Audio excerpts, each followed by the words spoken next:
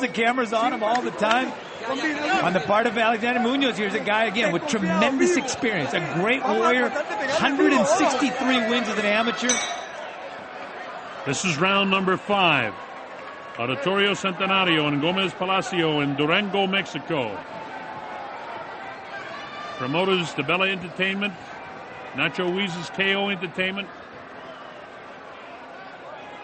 and Integrated Sports, Doug Jacobs. What a great job they've all done to bring this to you worldwide.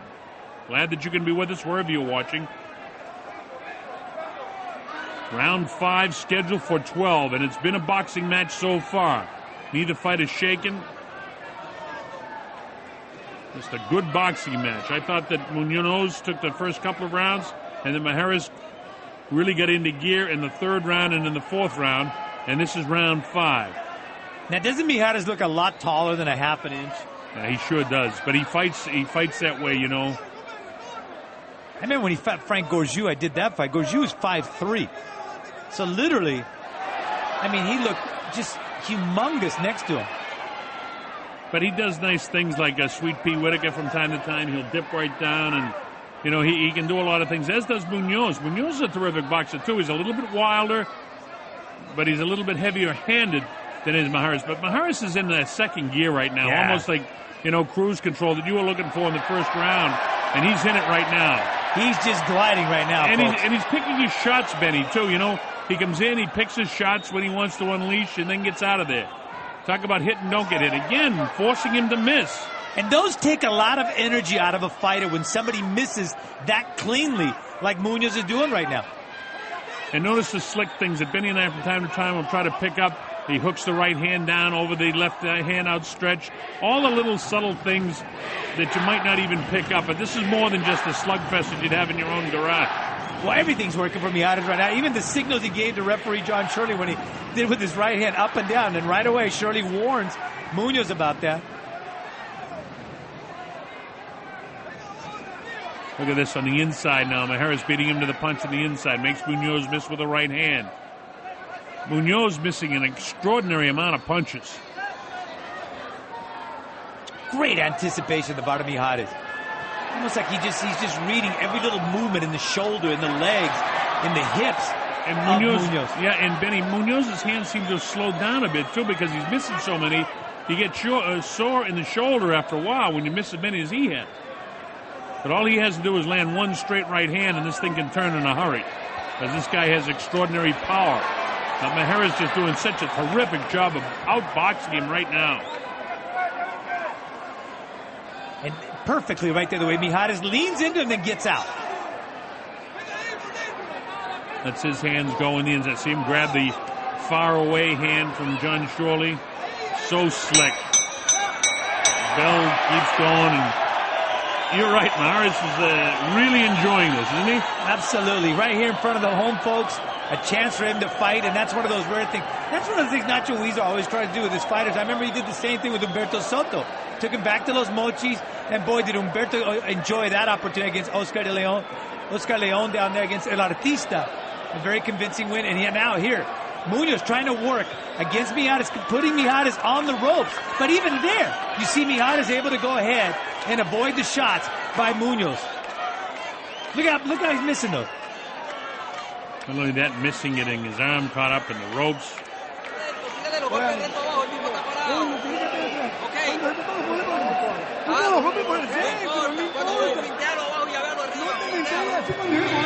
He actually said something. He said, "Don't worry about it." Yeah, he has a little bit more of a look of concern on his face, but you remember though when you picked that out though when he said, "Why did he ask if he was all right?" Remember that on the right about after the first round. Yeah, and then he said, "Don't worry about it." Who said that? Don't worry about it. The trainer. So maybe there is something wrong with him. Who knows? Here we go. Round number 6. Benny speaks Spanish fluently, so we'll pick up anything that is needs to be translated in those corners for you. This is round 6. Pretty even fight. I've got Majerus slightly out in front. Majerus doing a nice job of outboxing Munoz at this stage of the fight. And look at that. In and out. So slick right now. Christian Mijares. Look at him. His hands look quicker. Munoz, his punches are outside the shoulders. Walks him back. He's doing everything right now, Benny, is Maharis. Absolutely. And, Munoz in his last couple of fights, I mean, he has really been a good technician. His fight against Kawashima used the jab beautifully. It wasn't just a brawl. He used it beautifully in getting that unanimous decision win there in 12 rounds. Also his fight against Aizawa, that also went 10 rounds. And against Nobuo Nashiro, also going 12 rounds. So he's been a very slick fighter, great technician. But right now, look at that. How many of those punches he's going to miss? Well, he finally landed one straight right hand in there in the middle of all that. And Maharis walks him back, and now he's getting another warning about the shoulders from John Shorley. And again, Benny, we go back to what we said a round or so ago. How many more warnings will Shorley give him before he takes a point away? Now, Munoz is coming back a little bit here now. And now, Maharis is complaining, and here comes the point. I think Maharis did a little bit of acting and earned that point. Well, I told you, he was having his way. He gave John Shirley a command with the right hand like this, up and down. And right away, Shirley ended up warning Munoz. That's what I pointed that out in the round before. And now he finally got his attention again. Now, that point was taken off for holding behind the head. And we said it would be a matter of time before Shirley would have to do that, and he finally had to do it. But Maharis did a great job of milking that. And now we got us a war again by Benny. Yeah, because on the part of Munoz, he knows he's got to go ahead and make this a war. He's got to make this a brawl. He's not going to win the boxing match. He's got to win the brawl. Well, he's trying to make this part of round number 6 into a brawl. And he's having a good round 6, except for the fact he lost the point. And now look at it. Mijares now showing that great hand speed now, mixing up combinations up close. Every trick in the book right there, Colonel. Benny, with just 12 seconds to go in this round, this is a pivotal round in the fight. Remember the 6th round now, folks, because the judges who thought that Maharis won this round, it becomes a 10-8 round. Now, do you think that there's any way that Munoz won that round? No, absolutely not. And I think what's clearly seen here, Colonel, is the amount of times he just flat out misses. And misses badly.